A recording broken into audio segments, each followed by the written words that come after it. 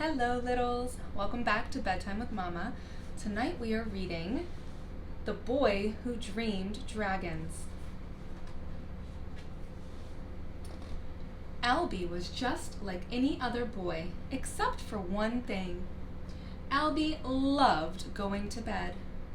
In Albie's house, there was no sudden need for a drink of milk or for doing handstands on the landing instead of brushing teeth. Albie just went straight to bed because at night, Albie dreamed dragons. He dreamed all kinds of dragons, some jeweled, bright, and fierce, some softly scaled and whispery. But whichever kind they were, they stayed with him throughout the night and the next day too. There were fire dragons, which were very handy for browning his toast for breakfast, and water dragons that came with Albie when his mom took him swimming. There were tree dragons, too, that showered him with leaves when they went on walks in the woods. In winter, there would be snow dragons that laid down icy paths so that Albie could slide to school. And candle dragons who lit up the lamp post on his way home. Albie loved his dragons very much, and his mom did too. It was just that sometimes she worried about him. "Are you sure you don't want to have any friends, non-dragon friends, over to play?" she asked him one night, as he sat reading by the fire with a word dragon curled up in his lap. Albie thought about it for a bit. He thought about how he always played with his dragons while the other children played together, how sometimes his eyes would be drawn to them and their laughter. He shook his head. "It's okay. Really, it is." So Mom gave him a soft smile and went to fetch hot chocolate. That night, Albie dreamed a new kind of dragon, a lovely friend dragon, soft and quiet with beautiful full feathered wings. Albie was sitting with it the next morning when the friend dragon nudged him with his nose. Albie took a deep breath.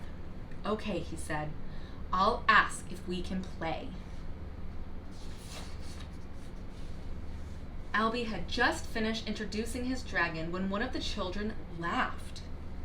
Albie felt his face flush. They couldn't see a dragon. Albie tried to explain to them exactly where the dragon was, but his mouth became dry and he ran out of words. They said he should forget his silly dragon and play ball with them instead. Albie could feel his dragon's breath warm on the back of his neck and knew he could never pretend that his dragon wasn't there. "No," he said eventually. "No thanks." Albie turned, trying not to cry, and ran back up the hill.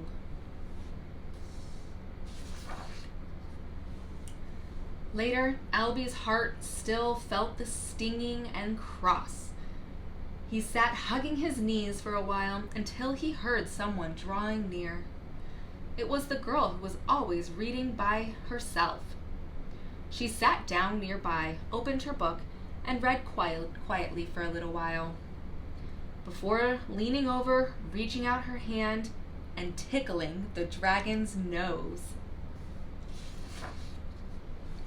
Albie's eyes widened as the friend dragon nuzzled the girl's cheek and wrapped his wings gently around them both. That night, Albie sat thinking as he ate his supper. "Perhaps," he said, watching his mother make some tea, "perhaps I will have someone over to play after all." Mom studied his face for a moment. "Okay," she said, ruffling his hair. The night before his new friend came to play, Albie dreamed a beautiful dragon, a wind dragon, that blustered and blued and whistled. It would swift color from blue to white to a stormy gray. Albie and his mom watched the wind dragon playing in the garden among the first flowers of spring as they waited for the doorbell to ring. And then suddenly, "Come on," he shouted to the dragon. "Iris is here." Albie ran to the door to open it, and when he did, he saw something quite impossible. A tiger. Huge and furry, its enormous paws padded and soft, and behind it was Iris. She smiled shyly at Albie. "I hope you don't mind," she said softly. "You see, I dream tigers." Albie's heart sang as he watched the dragon and the tiger bow to each other.